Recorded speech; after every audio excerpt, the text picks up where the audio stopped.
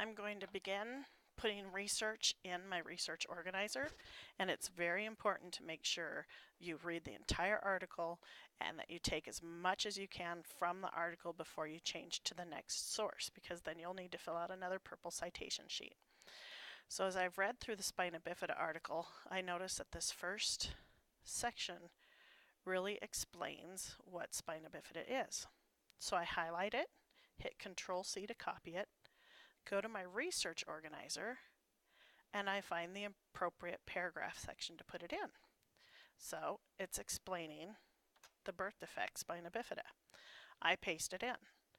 So right now it's considered I'm plagiarizing, so there's a couple things I need to do to make sure that I'm giving credit to the person who originated these words. The first thing is to enclose the wording in quotation marks. Those are the little flags that tell the teacher or the person grading your paper that it's borrowed information.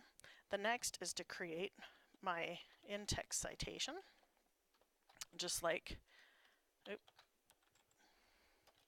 I did in the OneNote section right before this video. Okay, now that is appropriately cited.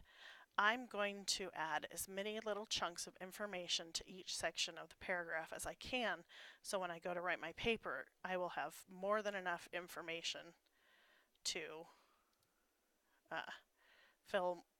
write my paper without having to go back and research. So now I'm going to look at other parts of the article that might be useful. So right down here, I get to the part where spina bifida can cause infection or absence of spinal cord function. I'm going to copy that, go to my research organizer, and put it in the correct section. Again, putting quotation marks around it, and again, making my in-text citation, and I closed it. Now, a lot of information from this first reference article will probably be about background, maybe things that will be symptoms of the condition. It might not get into the paragraph where we're talking about treatment and family and things like that. So here's a little bit more. Here it's talking about many children with spina bifida can have damage to their kidneys. I'm going to plug that back into my research organizer. And even though it's from the same article, because it's a new chunk, I'm going to do the correct format, because if I decide to put this piece in my paper, I will already, as a direct quote, I will already have it ready to go. Even if I paraphrase, I'll still have the in-text citation appropriately in there. So again, we're not taking huge paragraphs of information, we're just taking small chunks.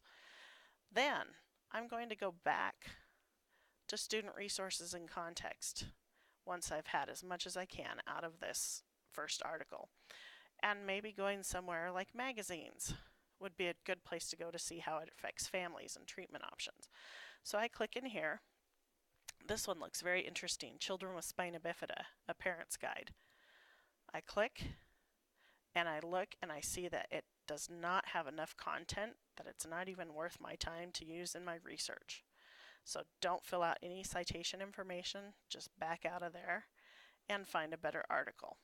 So this one looks good. In utero fetal surgery looks promising for spina bifida. Click in there. I give it a quick scan, and then I'm ready to work on my next piece of citation.